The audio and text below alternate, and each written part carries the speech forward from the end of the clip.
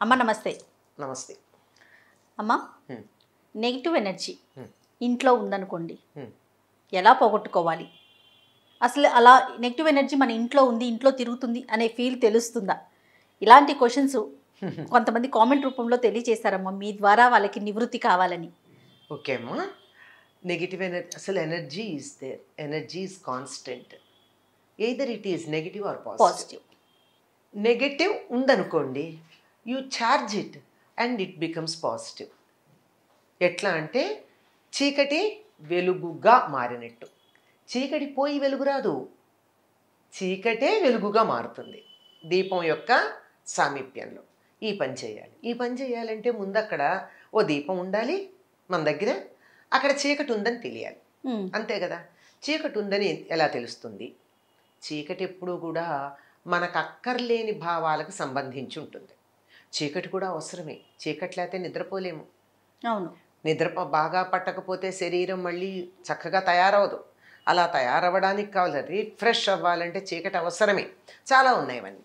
సరే, అవన్నీ ఎలా గుర్తించాలి అంటే, ఏది మనకు అక్కర్లేదో అవన్నీ జరుగుతూ ఉంటే నెగిటివ్ ఎనర్జీ ఉందని అనుకోవచ్చు.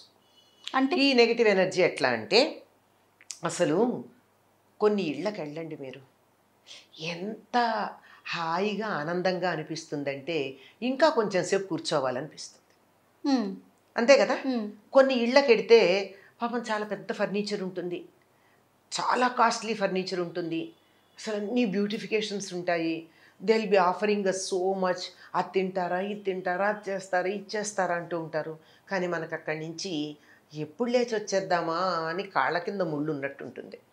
మనకే తెలిసిపోతుందా? తెలిసిపోతుంది. ఎవరైతే కాస్త ప్యూర్గా ఉంటారో, మరీ భావావేశానికి భావోద్వేగానికి లొంగకుండా ఉంటారో అటువంటి వాళ్ళకి కాస్త చికాకు అనిపిస్తుందమ్మా.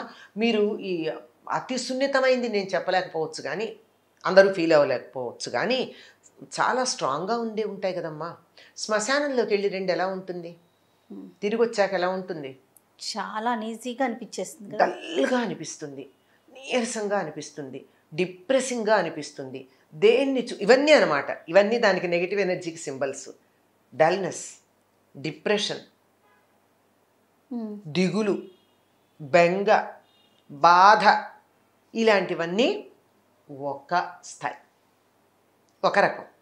ఆ ఇంట్లో నెగిటివ్ ఎనర్జీ ఉంది, వాళ్ళ ఇంటికి వెడితే నాకేమిటో బాగాలేదు, అన్నీ బాగానే ఉన్నాయి, లైట్లన్నీ ఉన్నాయి, కానీ ఏంటో డల్గా అనిపించింది అని అనిపిస్తే అక్కడ it's not on, there is something negative. అట్లా ఇది ఒకటి. నా ఇంట్లోనే నెగిటివ్ ఎనర్జీ ఉందనుకోండి, నేను బయటికి వెడితే మాట చెప్పాను, ఇంట్లో ఉంటే గుడికి వెడితే చూడండి ఎంత హాయిగా ఉంటుందో. You will be law bubbling. ఆ ఉత్సాహం లోపల నుంచి రావాలి. ఆ ఉత్సాహం వచ్చిన చోట పాజిటివ్ ఎనర్జీ ఉన్నట్టు, ఆ ఉత్సాహం తగ్గిపోయిన చోట నెగిటివ్ ఎనర్జీ ఉన్నట్టు. ఇది బయట. మరి నా ఇంట్లో ఉంటే నేను నిరంతరం అక్కడే ఉంటా గనక పెద్దగా తెలియదు అది నెగిటివా పాజిటివా అని. సరే, ఇతరులు ఎవరన్నా చెప్పచ్చు. దాన్నే మన వాళ్ళు పూర్వం ఏమనేవారంటే, ఆ ఇల్లు కళకళలాడుతోందండి, వాళ్ళ ఇంటికి వెళ్తే ఉండాలనిపిస్తోందండి అనిపిస్తుంది. ఇది నా ఇంట్లోనే నెగిటివ్ ఎనర్జీ ఉన్నట్టయితే నాకు దిగులుగా ఉంటుంది, బద్ధకంగా ఉంటుంది, ఉత్సాహం ఉండదు. ఏ పని చేయడానికి, చెయ్యాలా, లేవాలా, వండాలా, తినాలా, అది కూడా ఉంటుంది. చూడండి, పిల్లలు అన్నానికి పిలిస్తే రారు. అవును. ఈ పైగా నేను ఒక కుర్రవాడిని విన్నాను, వాడు ఎందుకు తినాలి అని ప్రశ్న వేశాడు. వాడు నాకు షాక్. నేనే ఆలోచించుకోవాల్సిన పరిస్థితి కదా అది, ఎందుకు తినాలి, తినాల్సిన అవసరం ఏమిటి అని. వాడు అంత డల్గా, ప్రపంచమంతా మీద పడిపోయినంత డల్గా, ఎందుకు తినాలి, తినకపోతే ఏం అని అడిగాడు దీనంగా. ఎంత నెగిటివిటీ ఉంటే అటువంటి ప్రశ్న వస్తుంది ఒక 6-7 ఏళ్ల కుర్రాళ్ళు. ఇలాంటిది పెద్దవాళ్ళం కనుక దాన్ని ఒక్కదాన్ని కంట్రోల్ చేసుకుని తప్పదు, తినాలి, బతకాలి అని పెడతాం. పిల్లవాడికి అది తెలియదు ఆ మాట. కనుక ఇలా ఏ పని చేయాలన్నా, లేవడం దగ్గర నుంచి, పని చేయడం దగ్గర నుంచి, తినడం దగ్గర నుంచి, అన్ని విషయాలలోనూ నిరుత్సాహం, ఉత్సాహమే ఉండదు. అన్నిటికన్నా ప్రధానంగా ఉండాల్సిన దాని గురించి చెప్తారు చక్రవర్తుల గురించి. చక్రవర్తులు రాజులే కాదు, మనకు కూడా ఉండాల్సింది ఉత్సాహ ప్రభు మంత్రి యుక్త లక్షణాలు ఉండాలంటారు. మొట్టమొదటి ఉత్సాహం, చేయాలనేటటువంటి ఉత్సాహం కలగాలి, ఆ ఇనిషియేటివ్ ఉండాలి. అది లేకపోతే నెగిటివ్ ఎనర్జీ ఉన్నట్టు. ఏం చేయాలని ఉత్సాహం లేకపోతే, ఇంట్లో ఎంతమంది ఉంటే అంతమంది అలాగే నిరుత్సాహంగా ఉంటే అసలు దీనానాథుల్లాగా ఉంటారు వాళ్ళు. ప్రపంచం బరువంతా వాళ్ళే మోస్తున్నట్టు ఉంటారు. అట్లాంటి ఇంట్లో నెగిటివ్ ఎనర్జీ ఉన్నట్టు. తర్వాత అలా లేకపోతే ఎవరో ఒకళ్ళు కొంచెం ప్రయత్నం చేస్తూ ఉంటే ఉత్సాహంగా ఉండడానికి, ఎందుకంటే తరచుగా బయటికి వెడుతూ ఉంటారు వాళ్ళు, ఇంట్లో ఉంటారు. అలా వెళ్ళి వస్తూ ఉంటే కాస్త ఉంటుంది. అలా గనక చేస్తూ ఉంటే ఈ ఉత్సాహంగా చేసే వాళ్ళని కిందకి లాగేయడం, ఏ పని చేద్దామన్నా వద్దనటం, ప్రతిదానికి నెగేషన్. ముందర అసలు ఇది కాదు అంటూ మొదలు పెడతారు. ఇది సరే అని ఎవరు అనరు, ఇది కాదు అంటూ మొదలు పెడతారు. అనేక రకాలైనటువంటి మానసిక వ్యాధి కారణంగా శారీరకంగా వ్యాధి వస్తుంది.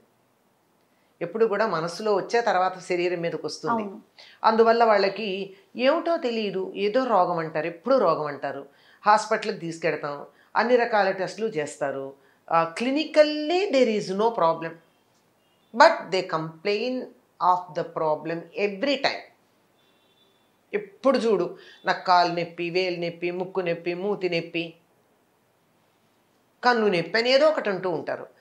మళ్ళీ ఏం లోటు ఉండదు.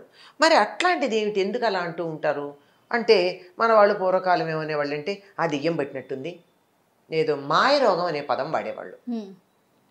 అంటే కంటికి కనపడదా రోగం, మాయ రోగం. నిజమే. అట్లాంటి దాన్ని అటువంటి ఉన్నట్టయితే ఏ పని చేసినా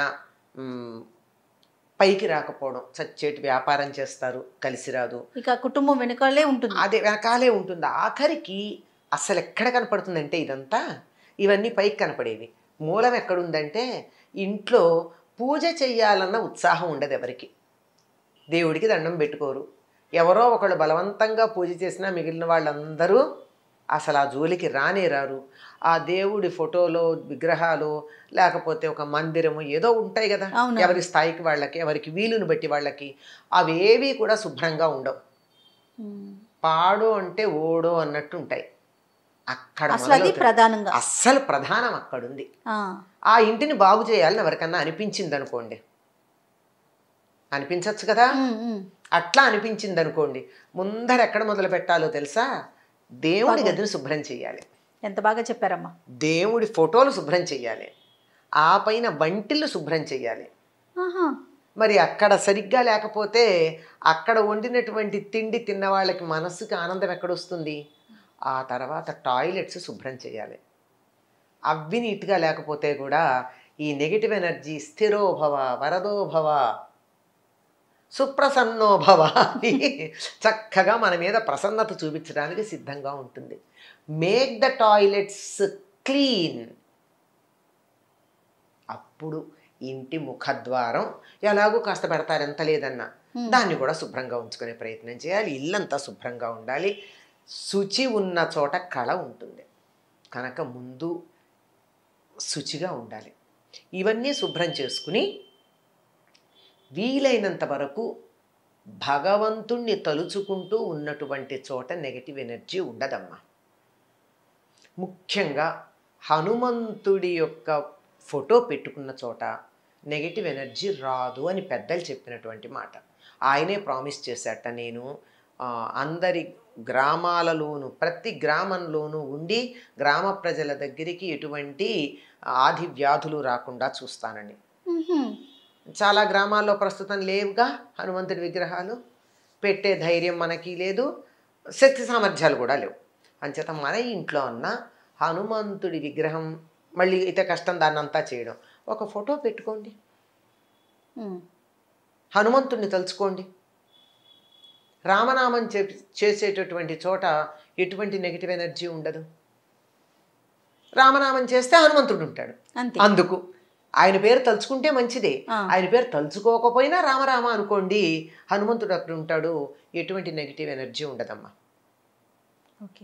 ఇక చాలా చేస్తారు. అవి చేయండి, కొబ్బరికాయ కట్టండి, నిమ్మకాయ తీయండి, దిష్టి తీయండి, అది చెయ్యండి, ఇది చాలా చెప్తూనే ఉంటారు. అవన్నీ చేస్తే చేయండి, తప్పేం లేదు. కానీ చేస్తే అవి ప్రధానంగా తాత్కాలికం, ఆ, ఆ క్షణాన తగ్గచ్చు. కానీ బాగా తగ్గాలంటే మాత్రం భగవంతుణ్ణి మించింది లేదు. శుచి ఉండాలి. శుచి ఉన్న చోట మాత్రమే దైవం ఉంటాడు. శుచిగా ఉండి భగవద్ధ్యానం చేయండి. 40 రోజుల లోపల ఫలితం వస్తుంది. అందులో ఎటువంటి సందేహం లేదు. అంతేనమ్మా. ఉం. అయితే మనసు ప్రశాంతత ఉంటేనే ఇవన్నీ చేయగలుగుతాం. మీరు అన్నట్లుగా ఆ ప్రశాంతత ఎప్పుడు వస్తుంది? భగవంతుని స్మరిస్తే వస్తుంది. అంతే కదమ్మా. అంతే కదా. ఉం. భగవంతుడిది అసలు గమనించి చూడండి. దేవుడి మందిరం శుభ్రం చేసుకుని అక్కడ పూజ కూర్చుంటే కనీసం దీపం వెలిగించటం అదన్నా చేస్తారు కదా చాలా అవునవును. ఇళ్లల్లో, పెద్ద పూజ చేయకపోయినా. అప్పుడు ఉండేటటువంటి ఆ దీపం వెలిగించి కూర్చుంటే ఉన్న కాసేపు ఉండే ప్రశాంతతకి, ఆ మట్టి అలాగే ఉండి దుమ్ము, ఫోటోల నిండా దుమ్ము ఉండి వాడంటాడు ఏదో తోకదేజ తొండం చేజ తెలియటం లేదని, ఆ, అట్లా ఉండే పరిస్థితుల్లో ఉన్నప్పుడు తేడా మనకే తెలుస్తుంది, ఎవరో చెప్పక్కర్లా. ఆ కాసేపు అక్కడ బాగుంది అంటే అర్థమైంది కదా. అది యూ కెన్ ఎక్స్పాండ్. తప్పకుండా అమ్మా. దేవుని గది, వంట గది, అలానే బాత్రూమ్ గురించి కూడా చెప్పారు మీరు. ఇవి 3 శుచిగా శుభ్రంగా ఇంకా ఉంటే ఎక్కడ ఉంటాయిటంటే పాతగుడ్డల మూటలు, పనికిరాని వస్తువులు, విరిగిపోయిన సామాన్లు, ఇవన్నీ బూజులు, ఇవన్నీ ఉన్న చోట నెగిటివ్ ఎనర్జీ చక్కగా కూర్చుంటుంది. అంచేత అవి తీసేయాలి, ఎప్పటికప్పుడు క్లీన్ చేసుకోవాలి. క్లీన్ చేయాలి. తప్పకుండా అమ్మా. నమస్తే. నమస్తే.